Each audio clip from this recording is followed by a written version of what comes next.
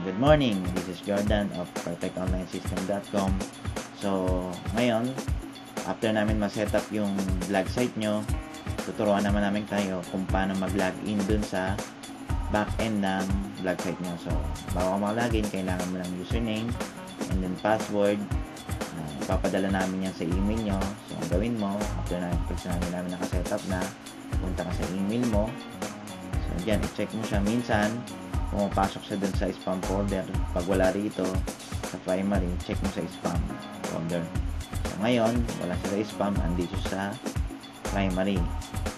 So for demo purposes to, click mo lang, dyan mo makikita ngayon yung login details mo, like yung username and then password. So dito, para makalogin ka dyan, ito yung kiklik mo para makalogin ka sa back-end.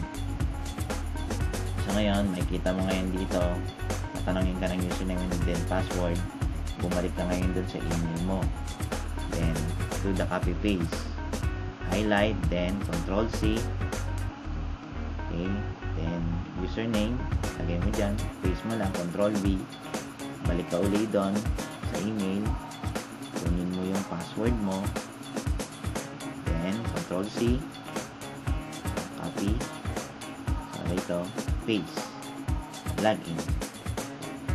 Kaya nakatay mo lang.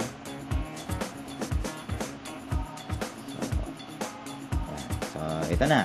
Dito ka na ngayon sa back-end ng website mo.